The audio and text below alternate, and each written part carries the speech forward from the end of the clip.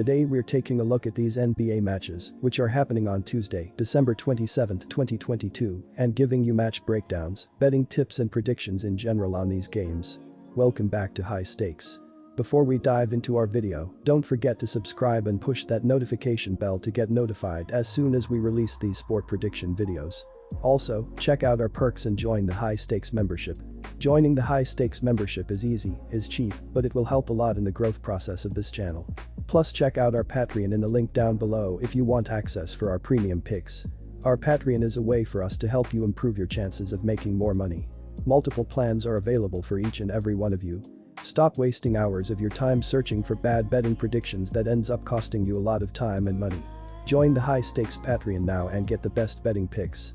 Going back to our video, we will give you 2 betting picks for each game, a team pick and a total pick based on facts and detailed explanation, so make sure to watch our videos till the end so you don't miss any of our picks. One more thing before we start, check out our new channel High Stakes Props and Parlays, where you can find our player props and parlay picks predictions. You will find the link in the description and comments section below.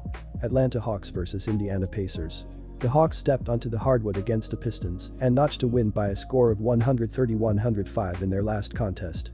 Regarding fouls, the Hawks left the arena with 20 and the Pistons totaled 19 fouls.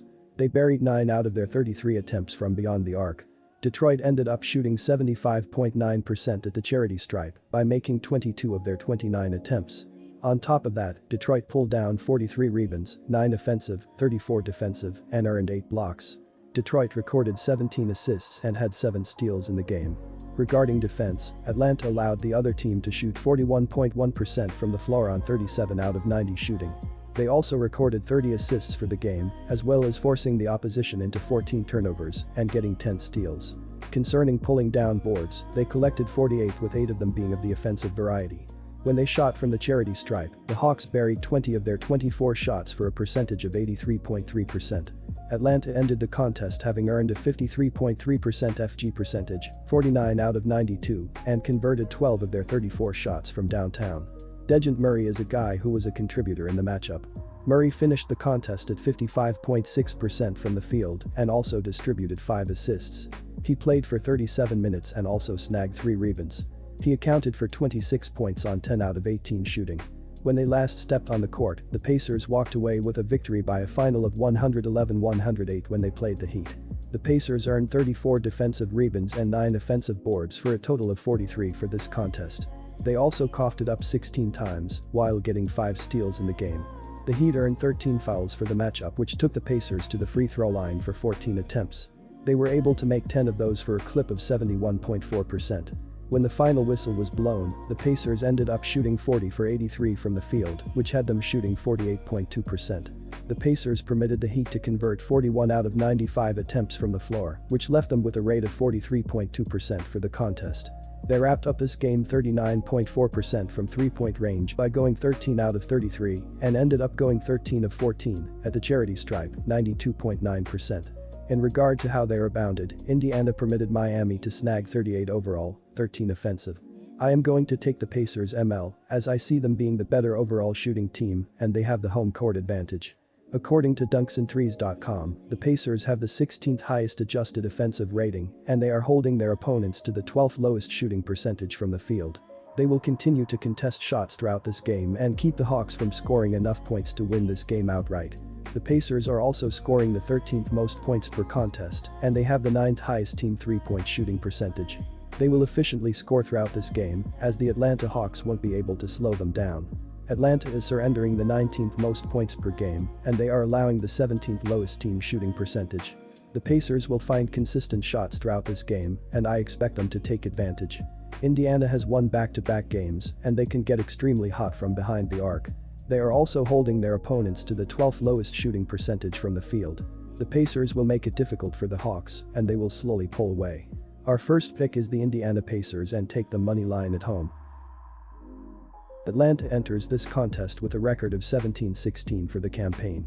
They have an average of 114.6 points per game, 12th in the league, while going 46.7% from the field. The Hawks are hitting 33.2% on 3-point shots, 341 of 1,026, and 82.7% from the free throw line. As a team, Atlanta is collecting 44.1 rebounds per game and is sitting with 793 assists for the year, which has them ranked 22nd in basketball in terms of passing the rock. They turn it over 13.4 times per contest, and as a unit they commit 19.8 personal fouls every game. Atlanta has won 3 of their last 4 games straight up but are 6-10 on the road straight up this seaseason. They are just 13-20 ATS on the year and 2-5 ATS over their last 7. The offense is putting in 114.6 points per night behind 46.7% shooting from the field and 33.2% from 3, the 4th worst percentage in the NBA. They are 10th in the league with 44.1 rebounds per game. The defense is allowing 114.9 points per game, and teams are shooting 47.2% from the field and 34.1% from 3. They are allowing 45.7 rebounds per game, 5th most in the league. Defensively, the Hawks have forced 15.4 turnovers per game while drawing 20.7 personal fouls. They give up 34.1% on 3-point shots, while they are 19th in basketball in PPG allowed, 114.9. The Hawks' defense is allowing an opponent shooting percentage of 47.2%, 1,383 of 2,933, and they surrender 45.7 boards per game as a basketball team. They are 14th in the league in giving up assists to their opponents, with 818 surrendered so far this season. Tyrese Haliburton was important for the Pacers for the game. He knocked down 14 out of 20 for the game, giving him a rate of 70.0% and earned 2 rebounds. Haliburton racked up 43 points in his 38 minutes on the hardwood and had 7 assists for the contest. Indiana has a win-loss record of 17-16 so far this season. The Pacers commit 22.2 fouls per game and they shoot 78.7% from the charity stripe. They are getting an assist 27.0 times per game, 6th in the league, and they lose possession via turnover 15.7 times per contest. Indiana has totaled 3,781 points for the year, 114.6 per game, and they collect 42.1 boards per game. On the offensive side of the court, the Pacers are connecting on 45.8% from the field, which ranks them 25th in the league. The Pacers have been one of the better teams ATS this season, going 19-14 ATS heading into this week. They are 4-1 ATS in their last 5 games prior to Monday night. Indiana did win back-to-back games last week, their first consecutive win since a 5-game win streak mid-November. The offense is 14th in the league with 114.6 points per game, shooting 45.8% from the field and 37% from 3, the 9th best percentage from behind the arc. Teams are shooting 46.5% from the field against them and scoring 115.2 points per game. They do hold a +2 assist differential over their opponents. The Indiana defense allows 36.4% on shots from 3-point land, 406 of 1,115, and their opponents are making 81.6% of their shots from the charity stripe.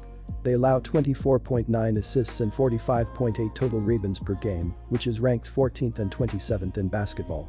The Pacers are ranked 20th in basketball in points per game surrendered with 115.2. They are able to force 16.2 turnovers on a nightly basis and have allowed teams to shoot 46.5% from the field, 12th in basketball. The last 8 meetings between these two teams saw the total go over by an average margin of 15.3 points per game. Dunksandthrees.com ranks the Pacers 4th in pace and the Hawks 7th, so this should be a track meet. The Hawks put up 92.3 field goals per game, the 3rd most in the NBA, and the Pacers put up 40.2 3-point shots per game, the 4th most in the league. Combined, these two teams have averaged 236.8 points per game in their last 5 games prior to Monday night. The Hawks have had 6 of their last 8 games go over, and their offense has been going off of late, so they will carry this high-scoring affair. Our second pick is to take the over.